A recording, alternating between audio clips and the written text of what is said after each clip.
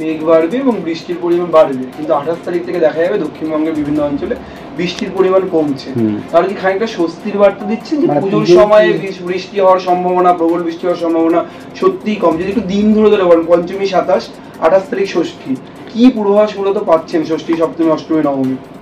হ্যাঁ, 28, 29, 30 বা 1 তারিখ পর্যন্ত যেটা আমাদের আজকে বলা হয়েছে আগামী 7 দিনের পূর্বাভাসের মধ্যে, তাতে 28, 29, 30, 1 এই 4 দিনে মেঘলা কিছুটা থাকবে। তবে আপনার বৃষ্টিপাতের সম্ভাবনা একেবারে নয় তা নয়, বৃষ্টিপাতের সম্ভাবনা রয়েছে, তবে ভারী বৃষ্টিপাতের কোনো সতর্কতা আপাতত দেওয়া হয়নি। কেবলমাত্র হালকা থেকে মাঝারি 1-2 পশলা বৃষ্টি হয়ে যেতে পারে। তাছাড়া দিনের বেশিরভাগ সময়তেই বৃষ্টিপাতের সম্ভাবনা তেমন যে কন্টিনিউয়াস বৃষ্টি হবে এরকম সম্ভাবনা নেই।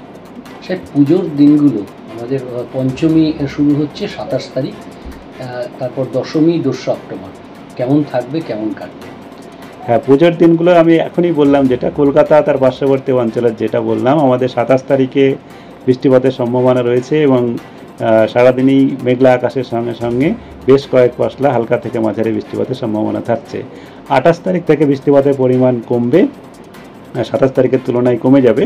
সেখানে 28 তারিখে 1-2 পশলা, 29 তারিখে আরেকটু কমবে, 30 তারিখেও কম থাকবে, আর 1 তারিখে আবার সামান্য একটু বাড়তে পারে, তবে কম থাকার সম্ভাবনাই আছে বেশিরভাগটাই। মানে সাধারণ মানুষ যে ভয়টা পাচ্ছিলেন যে মুষলধারে বৃষ্টি হবে পুজোর সময়, সেই বৃষ্টিটা হচ্ছে না, তাই তো?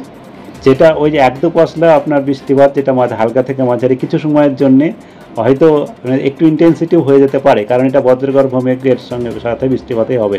তবে এরকম নিম্নচাপ বা নিম্নচাপের যে প্রভাব, সেই প্রভাবটা থাকবে না, যে সবসময় বৃষ্টিপাত বা অঝরে সবসময় বৃষ্টিপাত হয়ে যাচ্ছে, অনেক 4-5 ঘন্টা ধরে হয়ে যাচ্ছে, এরকম হওয়ার সম্ভাবনা কম।